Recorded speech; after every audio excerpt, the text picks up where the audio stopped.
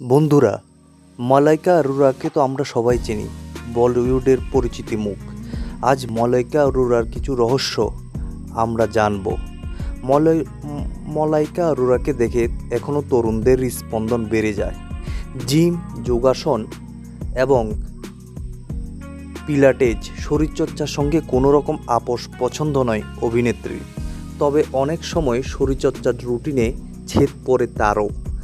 তাই ওজন ঝরানো, ত্বক এবং চুলের জন্য তিনি এবিসি পানীয়র উপর ভরসা করেন। বয়স 50 ছুঁই, তবে তাকে দেখে বোঝবার জো নেই। অল্প বয়সী অভিনেত্রীদের মতোই তার ফিটনেস এবং রূপের বাহার। এখনও আইটেম নম্বরের জন্য বলিউডে তার ভালোই নামডাক। অভিনেত্রী মালাইকা অরোরার চেহারায় এখনও তারুণ্যের জেল্লা স্পষ্ট। অভিনেত্রীর ছবি দেখে এখনও তরুণদের হৃৎস্পন্দন বেড়ে যায়। জিম, যোগাসন, পিলাটেজ এবং শরীরচর্চার সঙ্গে কোনো রকম আপোষ করতে নারাজ এই অভিনেত্রীর। তবে অনেক সময় শরীরচর্চার রুটিনে ছেদ পড়ে তারও। তাই ওজন ঝরানো, ত্বক এবং চুলের জন্য তিনি এবিসি পানীয়র উপর ভরসা করেন। এখন জেনে নেওয়া যাক এবিসি জুস কী বা এবিসি পানীয় কী। এবিসি পানীয় হচ্ছে আপেল, বিট এবং গাজরের মিশ্রণে তৈরি এই রস।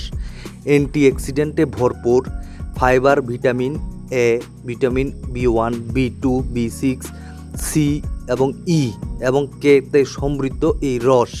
রয়েছে folate, niacin, zinc, copper, magnesium, potassium, phosphorus, iron, calcium, sodium এবং ম্যাঙ্গানিজের মতো খনিজ। এখন এবিসি জুস শরীরে কী কী উপকারে আসে?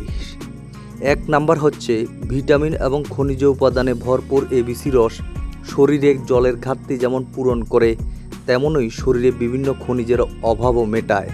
শরীরে জমা টক্সিন দূর করে এই পানীয়।